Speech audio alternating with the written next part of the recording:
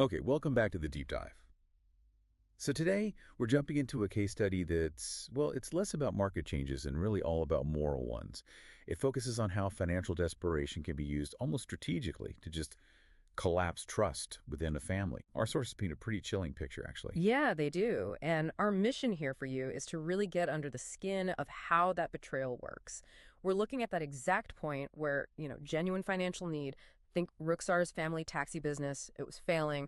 Her mother's health issues costing money.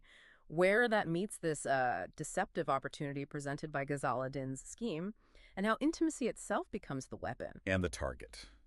Ruxar's own cousin, Farah, described as incredibly disciplined, a saver. She's a teaching assistant, carefully putting money aside for her wedding. She kept it all in this sort of symbolic future box, apparently a floral tin she hid away. Just tucked away. Yeah. And Rixor knew this. She knew about the savings, the discipline. So the pitch was tailored.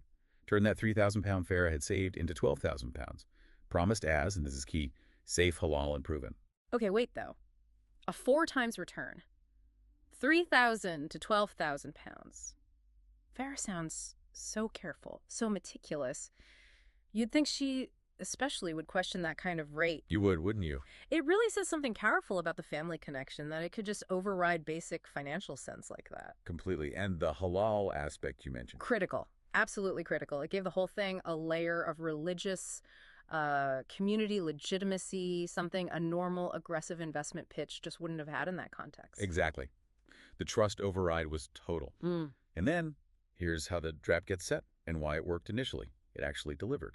Farah got the first 2 300-pound payments, right on time. Yeah, and that initial success, it's fascinating because it's not really about the money itself at that point. It's psychological, it's manipulation. Those small, quick wins just sort of paralyzed her skepticism, didn't they? Totally. She was delighted.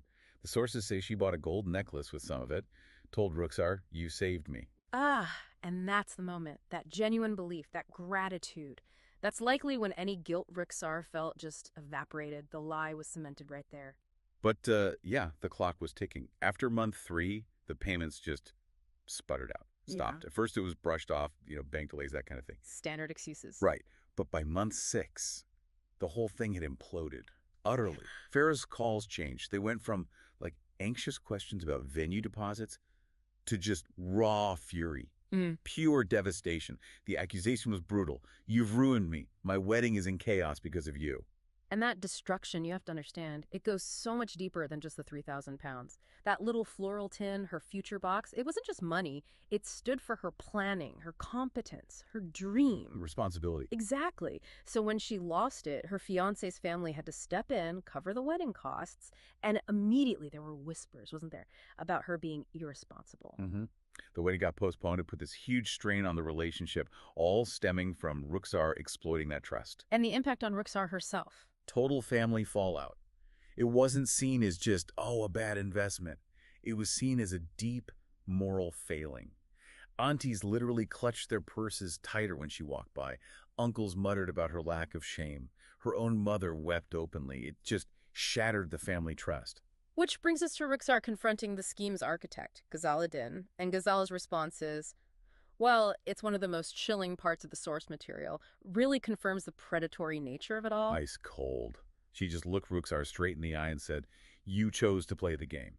Don't cry now because you don't like the rules." Wow. That quote, it just strips everything bare, doesn't it? No ambiguity. Ruxar was just a tool, disposable, used specifically because she had that family access. So the takeaway here for you, the listener, the sources show us that confidence, Ruxar's gift as it was seen, it's a powerful thing. But you mix that with overwhelming financial pressure and intimate knowledge knowing about your cousin's savings, where she keeps that floral tin, suddenly family ties become the weakest point, the most vulnerable spot to attack. Yeah.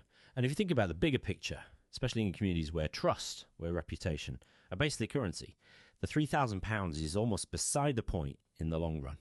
The real question we're left with, the one to really think about, is what is the true lasting cost? That shame, that resentment, when a financial mess isn't seen as bad luck, but as a deliberate betrayal, that's the damage that echoes in it, potentially for generations.